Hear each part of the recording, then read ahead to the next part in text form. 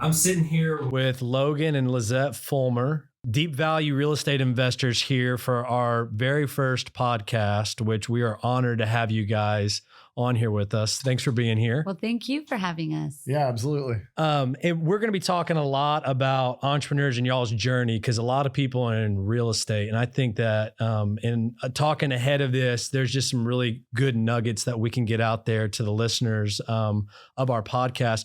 Start off a little bit. Tell me just how do we talk about what it is that you guys do? Give me that elevator pitch when somebody says, hey, what do y'all do? Give me that quick little synopsis. What do you do for our listeners? You know, we do a lot of stuff in real estate, but we're looking for something for a little less than it's worth, probably. And after that happens, you can do a lot with it. It can become a long-term asset that brings you some income.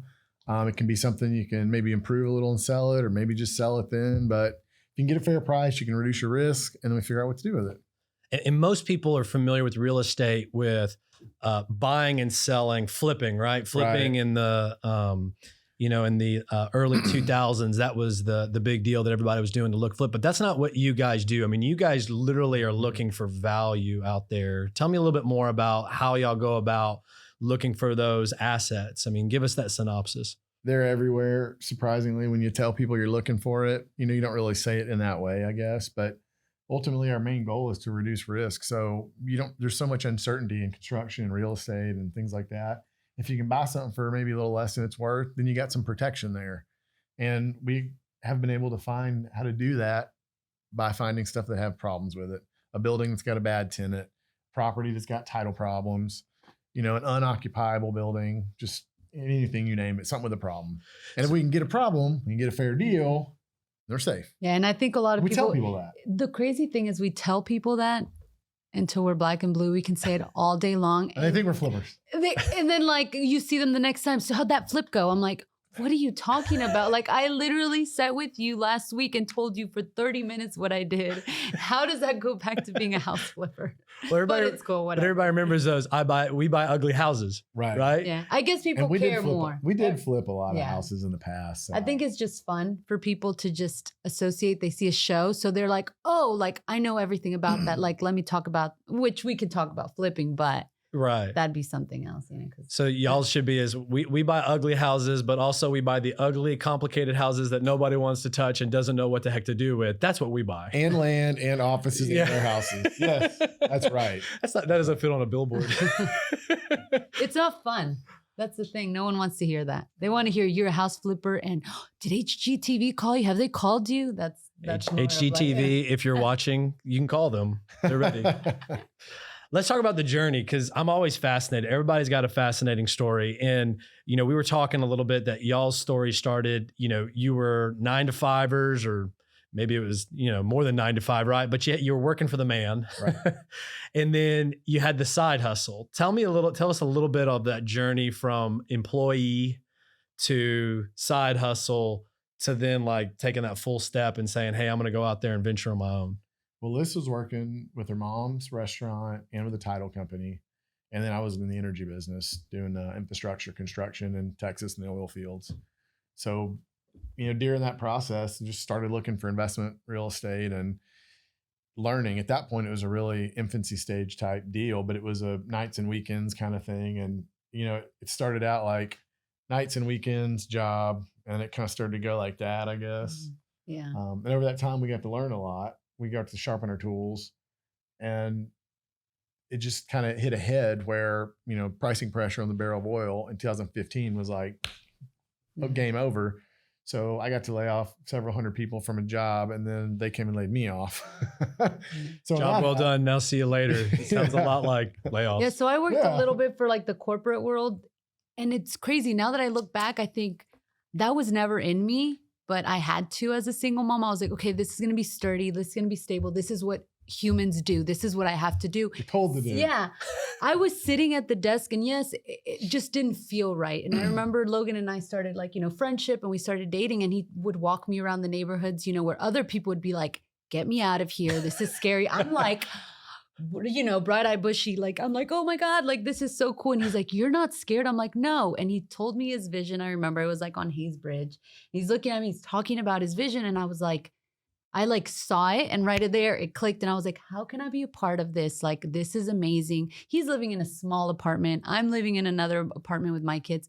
And it's just like, it's like I saw him, and a little thing happened. Like, I was like, this is an amazing guy, and he has a vision, and I want to be part of it. Someone else would have been like, he's crazy. What is he doing? And I was just like, let's do Or it this. may not work. Yeah. And I was like super like along with it. And it just started off that way. I always had like this thing that itched like about real estate. I just didn't know how to do it. And when he told me what he did, I was like, this is how you're different. You're not a regular agent. You're not doing this. I was like, I didn't know that side. And I thought it was like super cool. Tell a little bit more about the vision, right? Because I mean, the successful entrepreneurs, and you guys are in that category for sure, right? You hear always about, they don't see what's here today. They see what's there in the future. And then people buy in with that, right? And then that's kind of what puts you on the journey. What was that vision? Well, maybe we'll talk, this is kind of goes back a little bit before that, but I think in America, we have a society that's generally populated with folks that were looking for religious, financial, taxation freedom from wherever they were at. People still come here today for that, but even back when this place was colonized, that's why people came here. Right. So you take all the people in the world, we have a select breed. Of that, it gets even, more unique once they're here and they get to exercise their, the things they want to do and they're able to do. So we're all here kind of for a special reason anyway. And that's kind of just continued to breed through us humans at this point in America. I think that's probably in us too. She's got entrepreneurship in her family. Right. I've got some in my family. Got it. And my dad was a CPA, mom was a realtor. And before realtor, she was a sales gal in a big company. So a lot of those things have been around, I guess, my life growing up. So I got to see the economics of it. My dad would always talk about clients, finances, business, and it was interesting. And as I got a little older, I started to see folks that seemed to do really well, seemed to be, and I don't know, doctor, lawyer, real estate, inheritance, I don't know. And I can't be a doctor or lawyer because that time in my life, I didn't have what it took to get through that kind of education. I couldn't choose what I was going to inherit. That didn't work. And I was like, well, real estate, maybe. Okay. So that's been in my mind for a long time. And before I was in the oil field, I'd worked for a broker in Houston. And then I saw this happen in parts of Austin, just unique transformations in areas, whether it be downtown or subdivisions, a farm turned subdivision, things like that, those changes.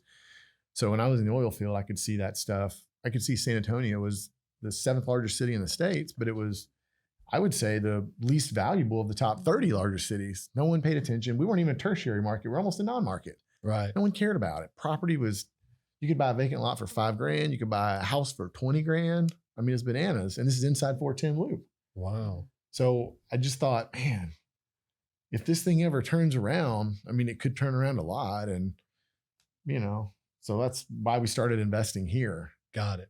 And I'd like to say that we're the really smart ones and we predicted well, but like her brother works for a fund on Wall Street, Harvard grad, all that. I don't care if you got that kind of education or the stuff that we have.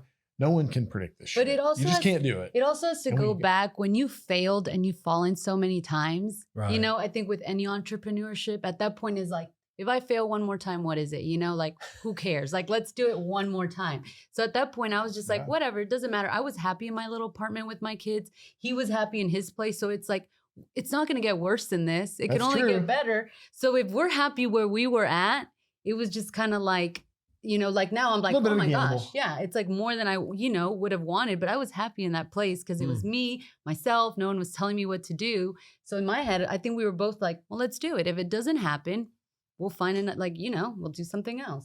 So we took that bet and time was very dependent on it because we made that bet, pretty much went all in with 401k, borrowed money, everything we'd save from the oil field and jobs, and went all in. And it was right when San Antonio went from being worth almost nothing to a whole bunch in about a 3 or 4 year span. So the market did the work for us. We just got lucky and put our chips on that number in the right time. And that's what really changed the trajectory of, are we going to go out and start a business? Here we go. We're trying. Things really happened quickly at that point. Right. Well, it happened. So that vision was kind of like, I've seen this before and I'm hoping there's a little bit of betting, a little bit of vision, a little bit of finger Well, you're crossing. kind of forced into it too, I think. You're just kind of like, okay, like I got laid off, not working too long for a title company. They were amazing. It happens. I had no idea. I will be honest. I had no idea that when you buy a house, there was title. Nothing. Then I get hired to work at a title company and I'm dating him. And I'm like, I feel like it all happened organically. I learned, I was able to like understand what was behind it. Right. You know, I worked there for a few months. It helped. And then I got laid off. It happens. And he was like, I don't have that much money, but do you want to come work with me? And I have 2 kids. And I'm like, you know what? As long as I can get off to go pick them up and go to their PTA and their class meetings, I'm totally fine. So we would treat his apartment like the business, you know, like that's where we went to work. And then my place would be where we would all have dinner and hang out and stuff like that. So it was just one of those things, you got thrown into it. And I could have been like, no, I'm going to go find another job. I'll do this. And I was just like, you know what? That's fine. I think we can make that work. And it did. And it just. Well, you mentioned that vision earlier. So whatever you were explaining that vision, it was inspiring enough along with the bet. I mean, I deal with people that, you know, I think get a little bit lucky. But what the story you just told is not about luck, though. It was I identified the opportunity. If you're not the table playing, you ain't going to win. Well, but that's some luck helps. But that's entrepreneurism, right? Yeah. Entrepreneurism is willing to take the risk. I mean, a lot of people will go, "Oh man, yeah, that was a great idea. I should have done that." Well, I got a buddy. Shoulda versus did it, right? That's the difference for entrepreneurs. And you guys meet that, not lucked into it. You saw the opportunity, you took the action, and then you got going. Now, let me ask you a question because we had talked too. So you've jumped out of the 9 to 9 or whatever that job is, right? And then now you're in this. Everybody's got a story of when you kind of come to the realization that, you know, of risk and a loss, and you've got 2 choices of, it's time to go back to the man, or I need to do something different. Talk about that pivot. What was that pivot for you guys in your journey? There was never a time where it was go back to the man. It was like, we had trouble, no doubt. But when I got laid off, I thought, this is the time I have to go do it. I got some savings. I think this can work.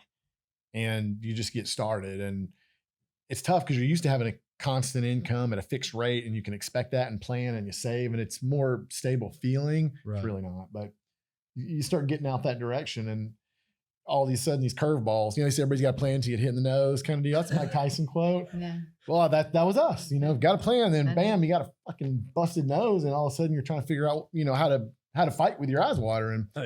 So there was a house we were flipping. We'd done several really small, low-priced ones, and they were great base hits.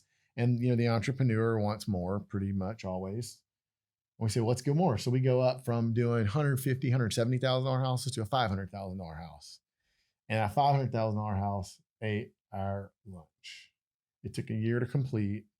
We sunk our cash in it. We borrowed money, took a partner, had to come to the table with a bunch of money. I mean, most people's annual salary. And at that point, it was an aha moment, huge. There was never a spot where we're like, let's go back to our job. It's how we're going to get through this. But the future looked more bleak at that moment than it had in the past. Yeah. See that resiliency, right? That's another thing that I've just noticed, right? is that, you know, you get kicked in the mouth, right? 10 times, still get back up on that horse. Well, I do like to say that he had it on the market for a while and we couldn't get a bite. I didn't know what I was doing. I was kind of like that. Like I was just his assistant to anything. It's like, do calls, do this. I was just like, okay, like I'll do it. So I remember we were like, then one time we had an agent, which he wasn't doing anything bad. It's just the area, you know, he needed to sell it for a certain amount. And I think that's when his realization was like, I need to sell it. I need to get out. So me and him, I remember just sitting we brought in his furniture. It wasn't staged. Yeah, we took the furniture from the apartment. Any money. We took furniture from my apartment. There's no more money left in this thing. We took furniture from my apartment and his apartment. We staged a few rooms. I went to Ross. I had like $100 budget. I did what I could, little magic, you know, fake. I think I still have like the orchid that I bought from there in our room. Like I bought like, it's you know, reminder of that day. It was just like, we did it. And I remember I didn't know anything about being an agent. To me, it was intimidating. To me, I was like, oh, real estate agents are so professional. Like it's hard. He was like, just email agents. And I'm like, that's what we did. We pulled a list of all agents that had sold in like the 2 adjoining zip codes, got their email address and started email blasting them and calling them. Like we had an agent harassing people to buy this house. We had an agent, but we just sat there and like, what do we do? I just remember just open houses 2 days a week. We were doing ourselves Tuesday night, Saturday morning. Yeah, we did an open house. The agent was there, but me and him were walking it. I was over there acting like I had been like, which I didn't do much, but I was like acting like, it was my thing. Made people feel special. They loved it. Honestly, I think that day we had on offer. It was just me and him going out there doing what, lowering the price too. I'm not saying that we did the magic thing. It was also numbers and, doing it, but we had to do what we needed to do to get it sold. And in my head, I'm like, why didn't we do that earlier? Like, you can hire someone, but no one is going to treat it the way you. So I think that speaks to what you're saying, the resiliency. I have a problem, I have to fix it. We're already behind the 8 ball. We're already losing money. We already know it, but that doesn't matter. We still have to get to the end so we don't go bankrupt, so this private lender and foreclose and ruin our life. Right. We have to get to the end, even if we're, broken legs, bleeding, we're going to get there. Well, what's interesting, we'll see, I think, our generation, that's just kind of what we had to do, right? I mean, and not everybody does it, but for a lot of us, I mean, we've had enough life experiences, like, there is no just, oh, somebody come and save me, somebody come and take care of me. Yeah, we got no backstop here. It'll be interesting what happens with the next generation that's going to now go, because what I think is important to know, and I know it because we talked ahead of time, is what's the time frame of all this? Because some people are probably going, oh, I mean, yeah, real estate, oh, that's been really hot for the last year. So this is like over the last 12 months. Yeah, they've been. But no, that's not we're going back, what, 5, 7, 10 years? Well, 5 years, 5, 6 years, me with him, but he's been doing this a lot longer than when before I met him. Yeah. So I did have some rental houses, small rental portfolio I was able to put together, and the land investments that I made in San Antonio and the small houses before the market really started to change and before we were doing the flipping. Right. So I would say 10 years total. Okay. Maybe. But that gives people a better perspective of this isn't like in the last 18 months that these stories are taking place. It's interesting. One of my business partners I was talking to the other day said he just puts his head down and works. He's a younger guy. He's just out there doing it. And we partnered, built a business together, and he forgets to bring his head up for fresh air. And sometimes I'll bring his financials in and we'll go over them. He's like, oh my gosh, this is incredible. I'm like, yeah, dude, what are you talking about? He just puts his head down and goes, and you forget about that. And you put your head down and go. And sometimes you stop and look up and you say, oh my God, the view is so much different here. But you had your head down looking, going forward so long, you forget to stop and do that. Oh yeah. So to your point, you're doing it for 10 years and you're like, oh my gosh, it's really worked in the last couple of years. Well, no, man, it's just, you've been building the basement, pouring the foundation, framing it out. I brought him luck. I'm the luck. That sounds so maybe that was it, is if we want to find that pivot point, she's sitting That's right next to you. Better be lucky and good any day. It's me and my burst of energy. But that has been fun to be able to do that with someone that you care about. You can share these experiences because independently they're only so valuable, but doing them with your partner and it can't always work for a lot of people, but for us it has. And let's talk about that too, because that is something, the family aspect of this, right? Yeah. Y'all as business partners, I mean, I've got some experience in this of, having a former business partner, and a former relationship, actually, I think that did it. Caused a lot of stress. Right. So number one, here's a question for you. I'm throwing out of kind of anywhere, is in relationships. I think what a lot of times when they're business partners, I'm speaking from my experience, you're having that business interaction, which can be stressful at sometimes. And so sometimes the conversations can pull out of somebody, right? Versus when you're married and have that relationship where you're trying to pour into your partner. And how do you guys balance that stress versus pouring back in? I think that because I get this all the time. People are like, how is she supportive? This and that. When we used to do a lot more networking before COVID, people would ask me like, how does she do this and that? The big thing with me is he is the boss. He is my boss. I always joke around with my friends. I'm like, my boss lets me dress how I want, like this and this and this. He is the boss, and I am okay with that. I know that I am a big role. I'm behind the door, I let him shine. I let him do his thing. I help how I can. And that, I think, it is a value. I let him be him. He doesn't come in and tell me about something, and I'm not like, this is what you should do. You should do this and this. Call this person. I'm like, I let him figure it out. Once in a while, I'll say something, and then, a few hours later, he's like, I came up with a great idea. I'm like, that was my idea, but it's fine. Whatever. It's all going to the same household. Okay.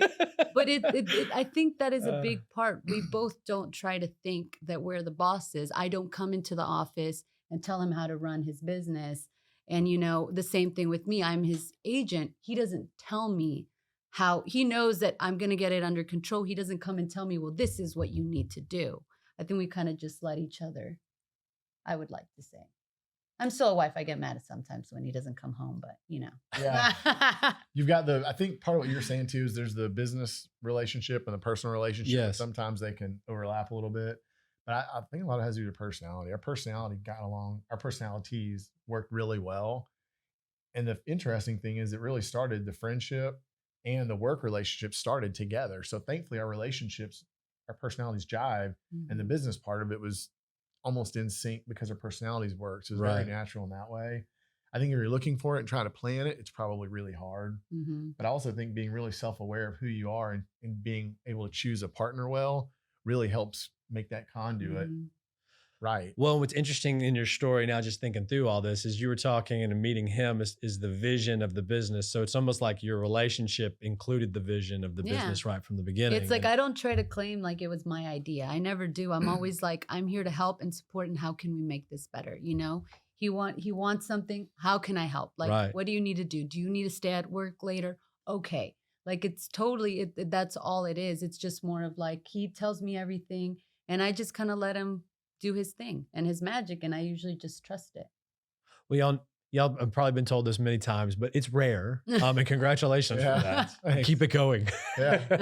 What about the rest of the family? Because y'all had some really cool stories that, you know, I know I've got to look back as an entrepreneur, and I had kids that I'm carting around that are exposed to it, and they still remember those. How is y'all's family integrated into what you're doing now, since mom and dad are in the middle?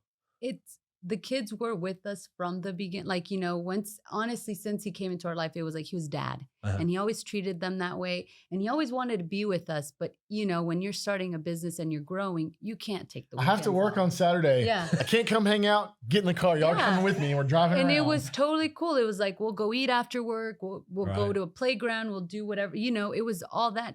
The kids enjoyed it. I remember at one time, we don't do it as much now, you know, because, you know, you get to a place, you hire people. We would call them little flippers. They were so excited. She, you know, Lisabella would do Facebook little marketing for us. She would memorize it, and everybody knew who the kids were. Now they don't have to be part of it, but they were back there. You know, they did their complaining, but it was like, feel like they're part of it. Yeah. They come in here and they're kind of just like, you know, like they did this too. And it's awesome because in a way they did, because they were. How old are they? Well, the older ones are 11 and 9. The babies, you know, they might just walk in. Hey, what's up? So there's 6 of us now. We have a 6-month-old, a 2-year-old, 9 and 11. Well, but the 9 and 11-year-olds, yeah, I bet. I mean, what an amazing experience. I mean, you know, for them. Our 9-year-old will go places and like point things out. And I'm like, how do you know that? Like, talk about like houses and that's falling apart. Like, oh, look at that demolition crew. They must have just started. And I'm like, heck yeah. Yeah. That's my job. No, one day he was like, I think I found a vacant house, Dad. I think I found a vacant house. Like, let's go look by it. You know, he was like, well, I doubt, but he still did the drive. Yep. Drove him there, was like, okay, let's see for the signs. And it was just like, they just have that. Other kids don't. It's so crazy the value that they're getting out of, I think, growing up, being in our household. Right. I feel like they're going to get. Well, and the cool thing about what y'all do as entrepreneurs is, again, every single one of those is talking about what it can be versus what it is today and seeing potential, which is fascinating, right? That the kids can view the world that way, because most kids, not mine, but I know some other ones, they see what it's about me today, right now, whatever I'm feeling, I need it right now. Today, did I mention today and right now? Today, and I'm awesome, by the way. That's the dialogue you get with a lot of the kids, you know, that are out there, but your kids are going, no, I can be patient. I can see opportunity. I mean, that's fantastic. That's a good way to look at it. You know, on the back of that, it's probably worth talking about is what you hear commonly these days is the work-life balance thing. And it's just a huge deal about that. And I struggled with that early on. Am I successful enough? Am I doing what I'm supposed to be doing? How do I know if I'm doing it right? And then you start to go into these work-life balance. There's all these different topics that are popular, I guess. And the work-life balance thing was one. So I spent maybe a year and a half just trying to think about that and balance that. And I finally realized this is stupid. Work-life balance for us is not a thing. Our life is our work, and our work is our life, and we have playtime and we have work time, and it all is one big pile. Yeah. So I just have resigned to the fact that all the books that are published today that have all those different topics. I'm like, man, F that. We're happy. We have what we want. We don't. There's nothing that we don't get to do. If I want to leave, if I want to skip work today, there's probably every couple of weeks where I wake up in the morning, I'm like, fuck it, I'm not going today. And I get to make that decision. Right. And I enjoy that. And the kids are happy about it. And she can do that. And we have the freedom. So but we at that also point, are okay. the work-life balance doesn't matter. We're also okay with not being like the traditional American dream of like, we have dinner at this time and everyone sits in and everyone dresses proper. Like there is none of that. In my kitchen, it's like you eat as you go. Like there is none of that. But we're okay with it because we all know that we're kind of like, you know, we have a business. We're doing what we want to yeah. do ultimately, Yeah. whether it's at home or at work or outside of the house. We're doing exactly what we want to do. We've gotten to the point in our life where we don't have to do anything that we don't want to do. And that's where I want to be. That's where I want to be. Well, and you know, the work-life balance, it's interesting because we're probably kindred spirits on this, because it would be really nice if it was that easy to do, like, oh, work, okay, play, Yeah, okay, family, okay, but that's not what it is. And to set that expectation actually sets you up for failure, in my opinion, because I look at it as work-life integration. Right. With prioritizing. I mean, so like for me, and it sounds like you guys are the same, is family's number one. Right. So, I mean, I might be driving, taking a call or working on something to get, you know, to the kids' practice or to get to the game or whatever. I mean, we call it daddy taxi because we're all over the place. Right. But then the kids know, okay, he's got work and he's working too. But yet he takes time. Yeah. That's an example, I think, again, kind of going what y'all have. The kids understand it's hard, right? I mean, it's not given to you. And how do you integrate it into what you're doing so you can try to prioritize what's right in that moment versus, oh, this is that schedule. Because I've got friends, oh, we do playtime for 45 minutes. And then right after that, we're going to do a dinner.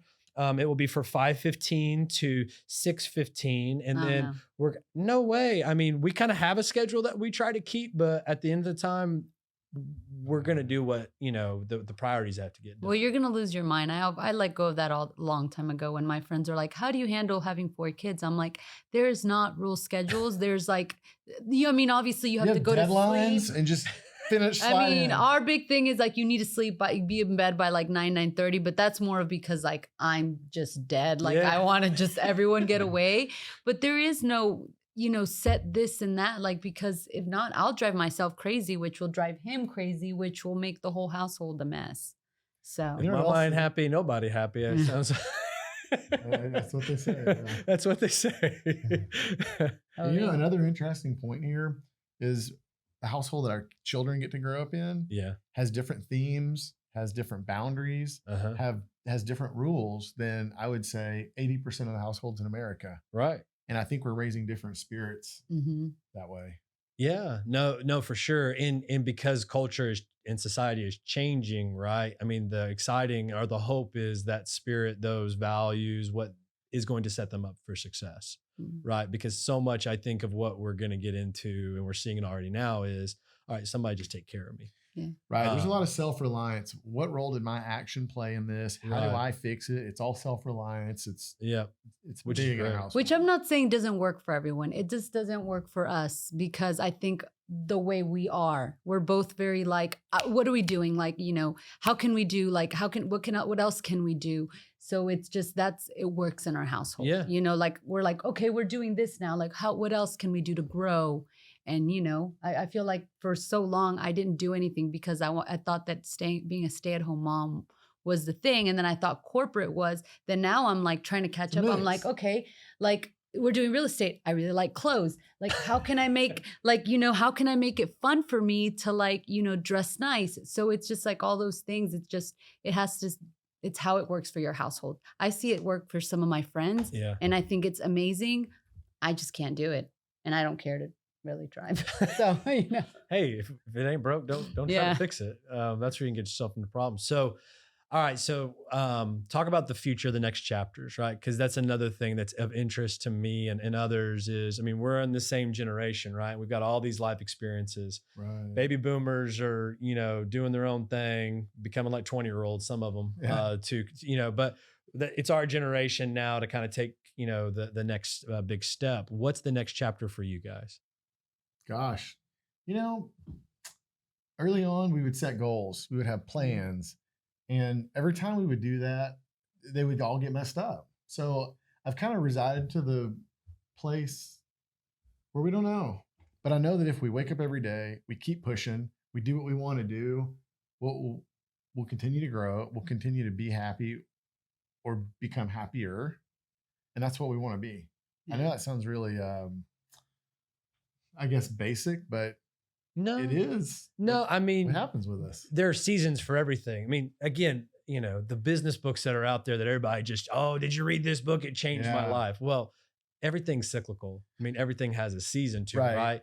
There's growth-minded seasons. There's defensive seasons. And then there's just the, hey, sit be where you are and enjoy it a little bit. People miss that one, like you were saying, like the other guy, right? They miss to just realize where they are in that moment. And we've had times where it's like, go bananas and grow. Sure. And then we have times where we're like, man, this is a good place. And then we just all of a sudden hit some turbulence and say, hey, let's change the game. Here we go. And I can't predict that. So I don't know, but there'll be a period in a year or two where we say, whole new thing's coming. Here we go. And we'll just hit the gas. But I don't know when it happens. We just kind of, like we said, it just, when things happen, we do it how we want to do it. Yeah. I think everything's going the way we want it, but we're also, I think we've gone good at knowing good opportunities when they're there. So I think try to like.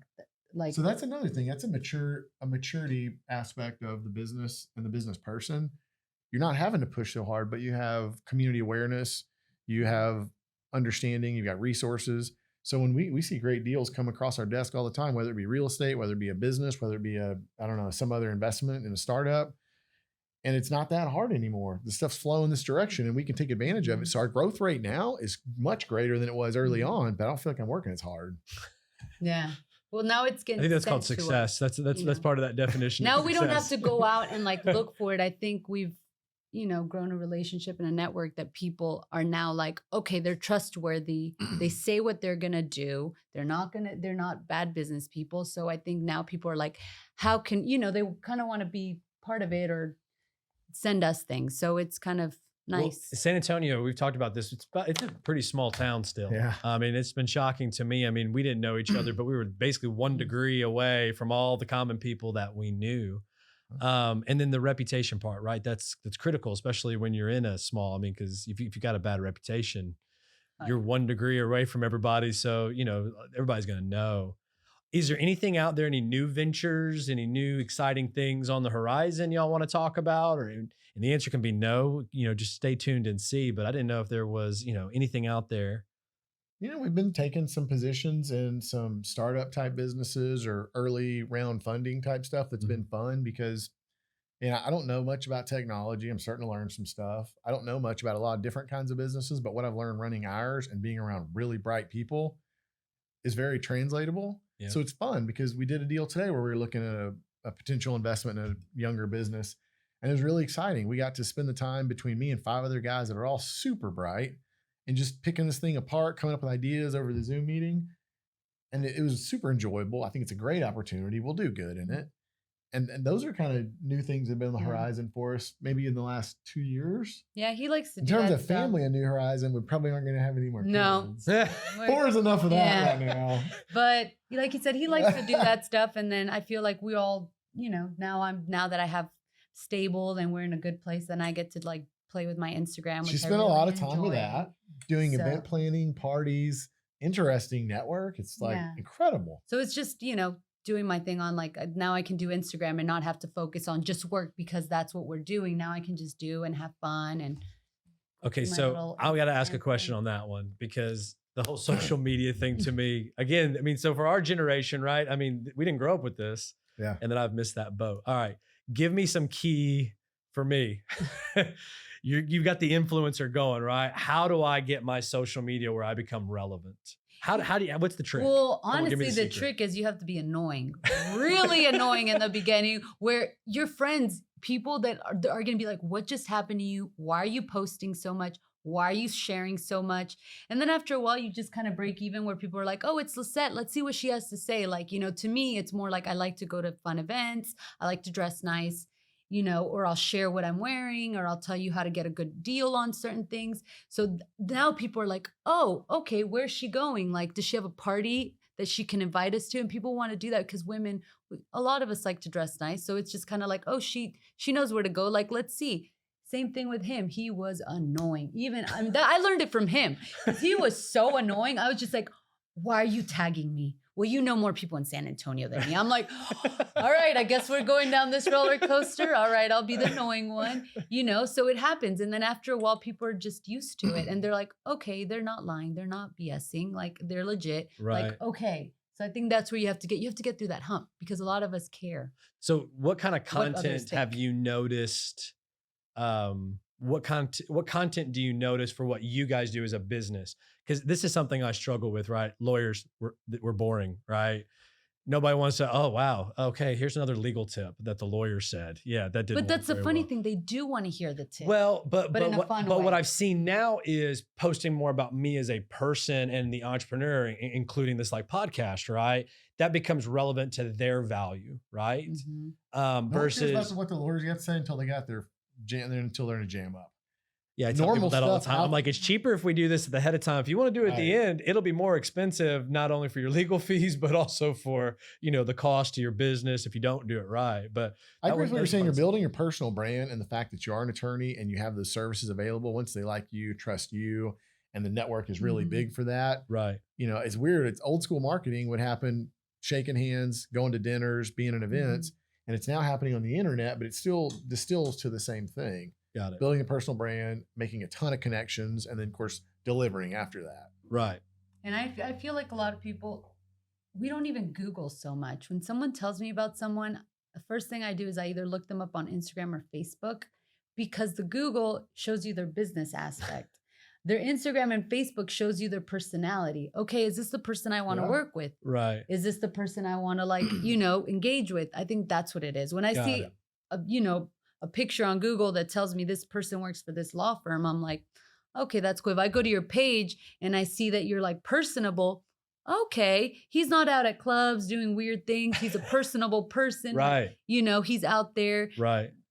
I feel like people like that. And that's what, Now that makes sense, because I've done that too, where you look at their website, right, to check the box. Okay, they look competent, but now I need to figure out what kind of person they are, right? For CPAs, Yeah. for professionals, right? I see it a lot in the real estate market for realtors. The ones that like, for some reason, I just keep looking are, men and women that they post interesting things. And so I feel like, oh, I mean, they're selling houses. I see that. And then they got some other cool things that are going on out there. Oh, they're good. They may Yeah. be horrible. They may be completely horrible, but at least they've got me engaged on it. So, okay. So next chapter, 1 million followers on Instagram, HGTV show, which I think we already talked about it. I don't think we would even do that. I think No? no. We did in the beginning. We thought that it would be cool. So we interviewed with a few people. And then we're like, that would be so cool. And then we were like, but I don't really want anyone in my house. And I don't want them to look through our deals. So then it's just one of those things that it's fun, Right. but I don't know if I would ever want anyone following me around. At that point, it would really be tough if you're trying to run a business and making your business look the way that they want it to look. Right. No one's business looks like that. I know people Right. that on those shows, they have to modify to do that. Yeah. But the other side of that You mean is- it's not real life what they put on TV or on Weird. Facebook? No, they were saying Oh, they were man. like, okay, but can you flip a house for the whole season? And we're like, I mean, we could, but then we're like, but how much do we have to spend just to market ourselves? And we're like, we're making more money not flipping. So I was like, Wow. why? And then he was like, okay, I mean, can you pretend you're you're using the hammer? And I'm like, but I don't use the hammer. Like, we hire people to Like do my that stuff. my tool is in the But- marketing aspect and the network of it is not Right. hitting. He can go hit a wall, but Yeah. he doesn't even probably hit the wall that much. Right. So the other anymore. side of that now is like the Chip and Joanna Gaines effect, Yeah. or like the Tarek and the Christina. They have Yeah. all their own spinoffs. Yeah. They have huge businesses. They have huge opportunities afterwards. Right. So I think early on in our life, no way. We couldn't do it. It wouldn't have worked. At this Right. point in our life, it would actually work. We could make it work if we wanted to. Oh, okay. I don't Because know we if would be I'd- able to go fiddle with I that don't stuff. know if I'd because of want the time someone element. following. I think we've got a business split here on strategy. We'll let y'all resolve that one. All right, last little bit, and this is something that I think provides a lot of value to people that are out there. Is, I mean, I've already mentioned them. Real estate people, real estate professionals. They're out there all over the place, right? I mean, I've got friends that are real estate agents that I'm not sure how they made it through high school. Yeah. And if you're offended by this, sorry, I don't know how you made it through high school. I've also got, guys that are flipping that I'm going, you have no idea what you're doing. I've seen them lose their shirts. give that little nugget, something that we can, distribute out there for some advice to those that are in the real estate market, because there's a ton right now. What would you say as some advice as we go into the future that's a little bit unknown? I'd say this can't go on forever. Markets all cycle. There's no way around that. They might be long cycles, but they always do. And when it cycles downwards, probably the top 20 or 30% are going to be the ones that stick. The true professionals, the ones that have mastered their craft, they're going to stick. The other 60, 70, 80% are going to fall apart. So, I think you have to look yourself in the mirror. We have to do this all the time as business owners, entrepreneurs. You have to say, what am I really good at? Don't lie to yourself, and right. If you're not the top 20 or 30% of that, you should get a backup plan. You should get another bullet in the chamber, and you should be ready so that if something happens, you can jump out of the plane, pull that parachute, and go take that job back in the oil field that will make you good income. Otherwise, you're going to suffer and it's going to be hard. So the market will change. We don't know when. The way interest rates are and the shortage of housing and all that, it may continue to do this for a while when the government still continue to pump money out there. But, it's always great and it's always booming until it's not. It could be tomorrow, it could be 5 years, who knows? But it is time. We've exhausted the typical cycle. So I think the quicker people start to prepare and get real with themselves, the more prepared they'll be to deal with what they've got to do when it comes time. And they might be the top 20%, they're not sure, but having a backup plan is great. We got 3 of them. I mean, it's good to have them. No, that's a great advice. That's a great advice. Well, I can't thank you guys enough for doing this. I mean, this is our first episode and we're going to get better and better. We're going to come back after we've gotten to like 2.0 and 3.0. We're going to do it again. But I just wanted to personally thank you guys for your time. I know you're super busy. You got all sorts of stuff going on. Is there anything else out there you want to say just to get out into the World Wide Web or whatever they call it this day? I don't even know what it's called. I feel like I'm the old one. I was going to say, I heard somebody make that as a joke the other day, the World Wide Web. I'm like, I haven't heard that in like a 5 years. Are you allowed to say that still? Is it really still the World Wide Web, or what do we call this? I don't think we're hip anymore. So, but I try. I don't even know what it's called. Yeah. Well, I'm appreciative that you thought it was worth time spending or worth your time spending with us. We've enjoyed it. So great. I like that. I appreciate that. Thank you guys. Thanks so much. In terms of the parting last word, I don't know. Not much. I've already got lots of nuggets out we got there. the good stuff, I think. Yeah, I think it's good. Just thank you and my BFF behind the scenes. She's like, that's great. All right. Well, on this episode, we're going to be done here, but we're going to have more of these to talk with more of the entrepreneurs as well as their journeys that are going on. Thanks for your time. We'll see you soon.